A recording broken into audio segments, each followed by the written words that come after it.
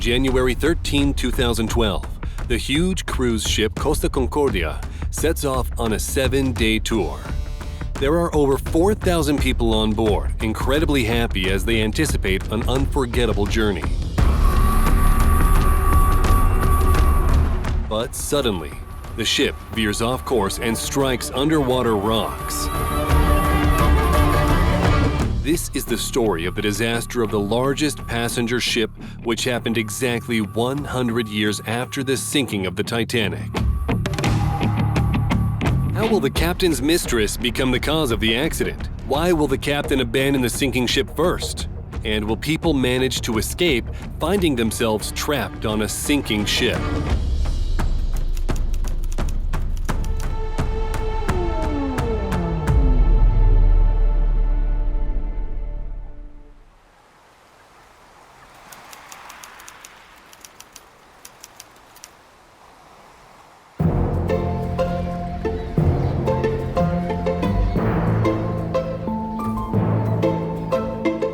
On the evening of January 13, 2012, newlyweds from South Korea Han Ki-tok and his wife Jong Hae-jin board the Costa Concordia liner to spend their honeymoon.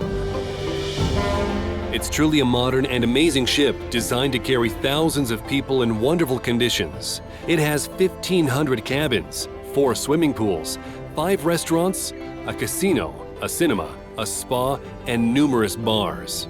It's a small city for entertainment on water with 3,000 passengers on board and 1,000 crew members.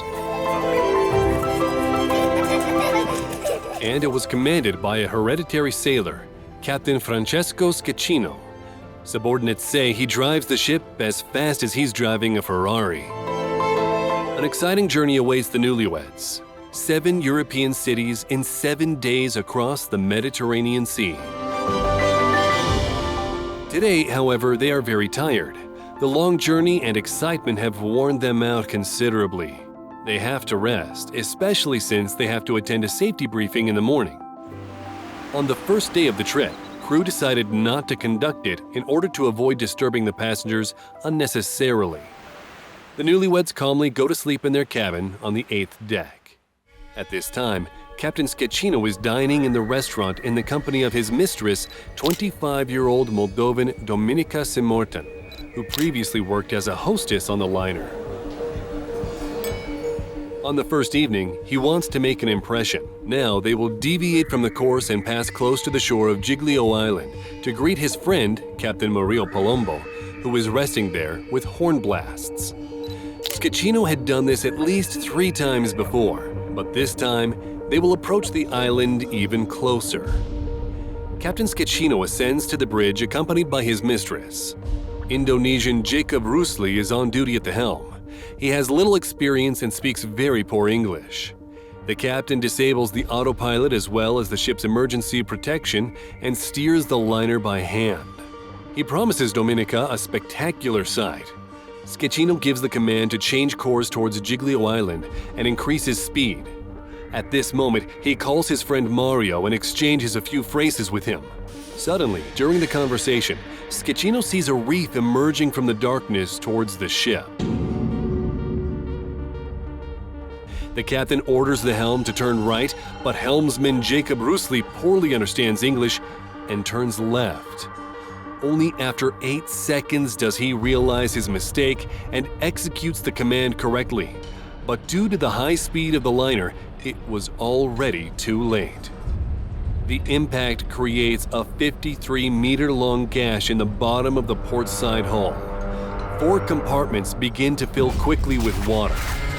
The fact is that the ship could have stayed afloat with 2 flooded compartments, but not with 4.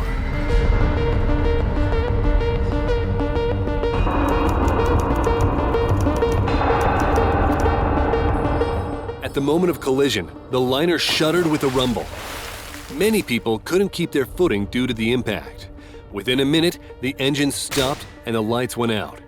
But Francesco Schettino asks the crew to reassure the passengers, telling them that only the electric generator on the ship has malfunctioned and will be fixed soon. There's no reason for concern.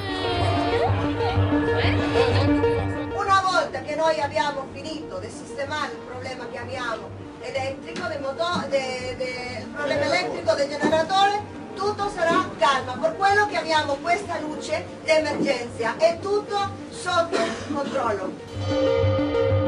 After some time, they manage to restore the lights, but many mechanisms, including the rudder, aren't working. The ship is now controlled only by wind and waves.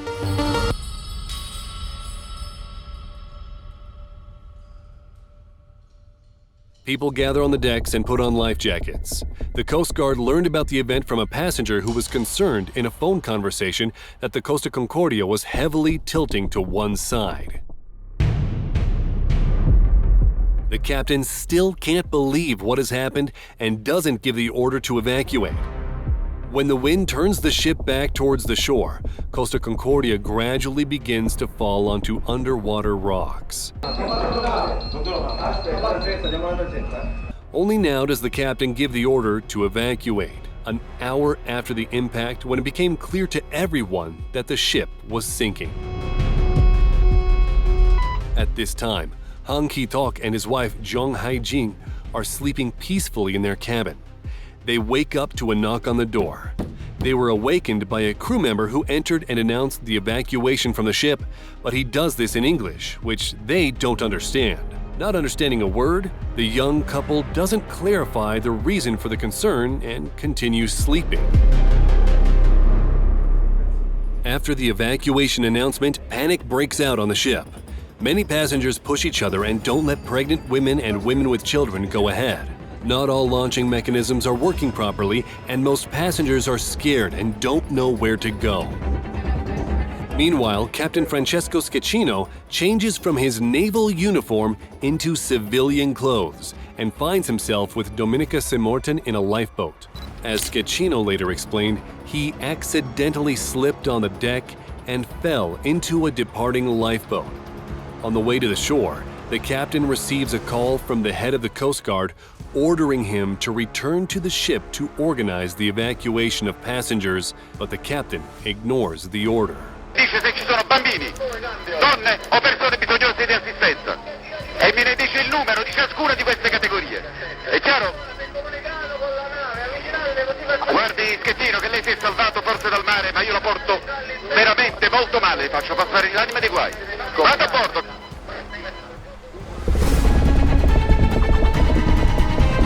Time passes and the ship continues to tilt to the side. By midnight, when the tilt reaches 35 degrees, further lowering of lifeboats becomes impossible. At this moment, the couple from Korea wakes up in their cabin to the loud hum and creak made by the sinking ship. They realize the ship is in distress. The newlyweds exit into the corridor, but it's already tilted so much that they have to move along the line where the wall meets the floor. They slip and get injured. Despite this, they continue moving and reach the stairs. But it turns out that it's impossible to pass through them. Han tries to understand how much the water has risen by picking up a lipstick lying on the floor and throwing it into the doorway. The result doesn't please him. He hears a splash too soon, and this means the water is approaching them. They realize they are trapped.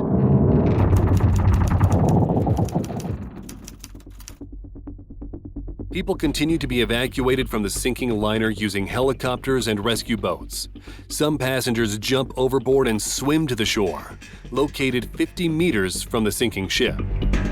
In 6 hours, about 4,000 people were rescued, but inside the ship, the newlyweds from Korea are still waiting for help. Next, divers and rescuers must get to work. They need to descend inside the ship to try and find surviving passengers. But there's one problem. The ship can slip off the reef and sink at any moment. This means it's very dangerous for the rescuers. Decisions need to be made quickly. The couple returns to their dark cabin without electricity.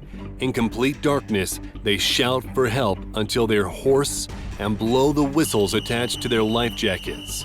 But in response, they only hear the hum of helicopters, which calms them a little. They take turns wearing an extra life jacket over their own ones to withstand the cold blowing into the cabin through cracks in the windows. They decide to ration the water and biscuits because they don't know how long they'll be there. Han and Jong encourage each other, promising to live a good life together if they manage to survive. But at some point, they realize that the promise might not be fulfilled because the water is getting closer.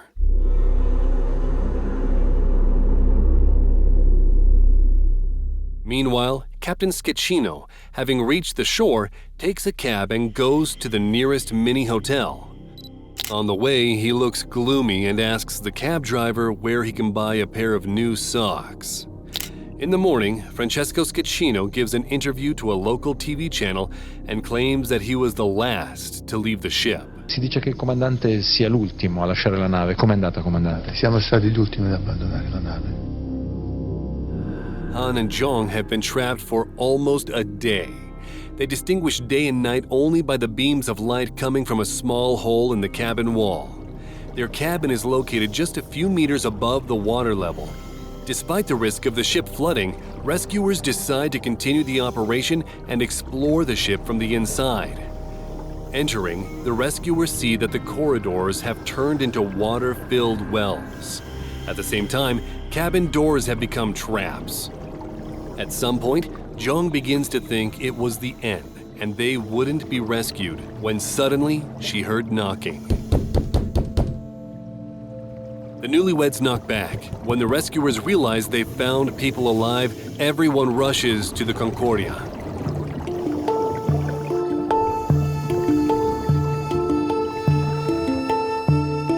"30 hours after the accident, the couple was finally rescued. Reaching the shore, the rescued newlyweds finally gave way to emotions. However, not everyone was so lucky.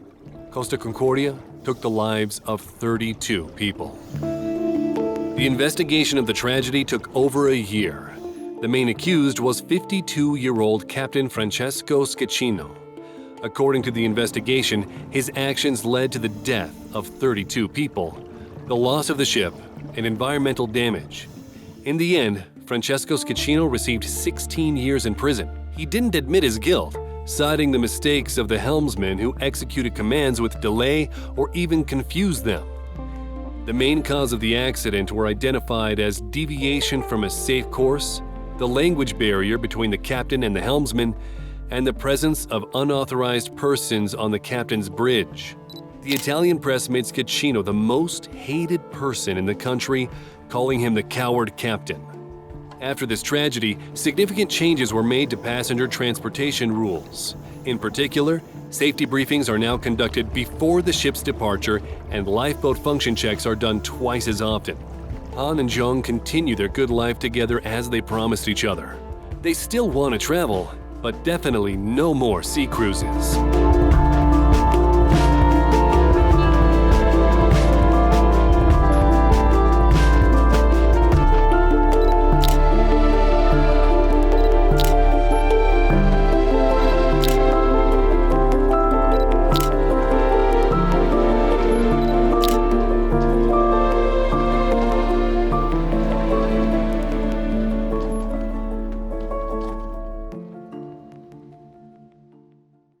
I just created my channel, but the competition on YouTube is very high. I try to make as interesting and high-quality videos as possible, but it is very difficult. Please subscribe to my channel. It will give me inspiration and motivation to make the best content for you.